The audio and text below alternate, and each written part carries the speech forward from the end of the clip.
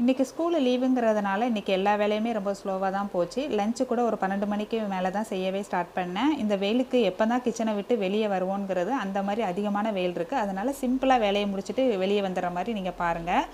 இன்றைக்கி வந்து கத்திரிக்காய் மட்டும் தான் வதக்கிட்டு கூடவே வந்து கொஞ்சம் அப்பளம் பொரிச்சுக்க போகிறேன். கொஞ்சம் தயிர் இருக்குது, அதையும் கடைஞ்சி வச்சுட்டேன்னா சூப்பராக இருக்கும்.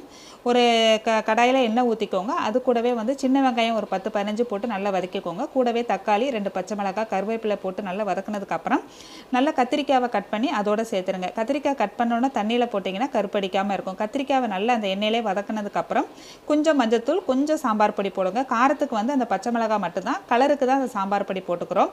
நல்லா வதங்கினதுக்கப்புறம் கொஞ்சமாக தண்ணி ஊற்றி நல்லா வேக விட்டுக்கோங்க. தேவையான உப்பு சேர்த்துக்கோங்க. ஒரு 10 நிமிஷத்துலேயே கத்திரிக்காய் எல்லா காய்களும் நல்லாவே குலைவாக வெந்துடும். இப்போ சூப்பரான கத்திரிக்காய் கடைசல் ரெடி ஆயிருங்க. இது வெறும் சாப்பாட்லேயும் போட்டு சாப்பிட்டுக்கலாம். கூடவே தயிர் சாதத்துக்கு செமையாக இருக்கும். ட்ரை பண்ணி பாருங்கள். சிம்பிளாக வேலை முடிஞ்ச மாதிரி இருக்கும்.